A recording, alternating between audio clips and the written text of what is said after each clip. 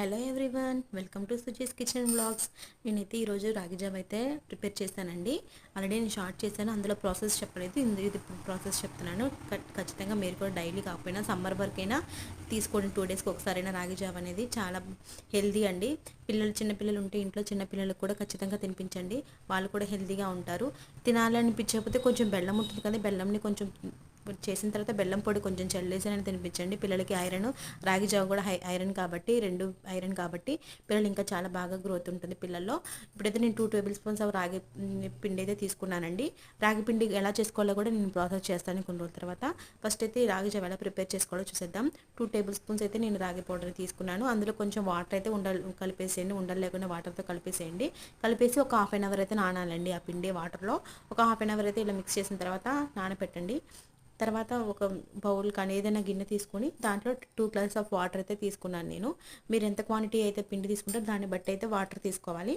నేనైతే 2 glasses of water అయితే తీసుకొని గ్యాస్ మీద అయితే పెట్టేసానండి. మరగాలి అనమాట, వాటర్ బాగా మరగాలి. ఈ గ్లాస్ అయితే నేను చూపిస్తాను కదా, ఈ గ్లాస్ 2 గ్లాసెస్ ఆఫ్ వాటర్ అయితే నేను యాడ్ చేస్తున్నాను గిన్నెలోకి. అవి బాగా మరగాలండి. మరిగే ముందే మనం సాల్ట్ మనకి ఎంత కావాలో అంత సాల్ట్ తీసుకోండి. సాల్ట్ వేయకపోతే పిల్లలు తినలేరు, మనకు కూడా తినాలనిపించదు. అంతగా సాల్ట్ వేసుకోండి.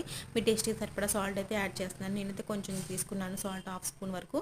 అలా మరగాలండి. బాగా మరిగిన తర్వాత అప్పుడు అందులోకి మనం ముందుగా నానబెట్టాం కదా రాగి పౌడర్ని, అది మిక్స్ చేసుకోవాలి. అందులోకి బాగా మసిలిన తర్వాత మిక్స్ చేయాలి. గుర్తుపెట్టుకోండి, వాటర్ మసాలా అలా మసిలిన తర్వాతే మనం ప్రిపేర్ చేసుకున్న ముందు నానబెట్టిన పిండి ఉంది కదా, దాన్ని అందులోకి యాడ్ చేయాలి. తిప్పుతూ ఉండాలండి, లేదంటే కనుక అడుగంటేస్తుంది. మీడియం ఫ్లేమ్లో పెట్టుకొని తిప్పుతూ ఉండాలి. పొంగు రాకుండా, పొంగు వస్తే మళ్ళీ మొత్తం పొంగిపోతుంది. అలా తిప్పుతూ ఉండాలి అడుగంటకుండా. చిన్నపిల్లలకి ఖచ్చితంగా పెట్టండి రాగి జావ. అందుకనే 8-9 మంత్స్ అప్పటి నుంచే స్టార్ట్ చేయమంటారు పెట్టడం. ఎందుకంటే వాళ్ళకి ఐరన్ కావాలి కాబట్టి. ఇప్పుడే లేట్ చేయదు, పిల్లలకి ఖచ్చితంగా రాగి జావ అనేది ఈ సమ్మర్ వరకైనా కనీసం ఈవినింగ్ టైంలో, ఆఫ్టర్నూన్ టైం ఆఫ్టర్ స్కూల్ వచ్చిన తర్వాత తాగించండి. చాలా బాగుంటుంది టేస్టీగా. వాళ్ళు తినను అంటే కనుక కొంచెం బెల్లంని పొడి చేసి పైన మిక్స్ చేసి తినిపించవచ్చు. Thank you for watching. Please subscribe my channel.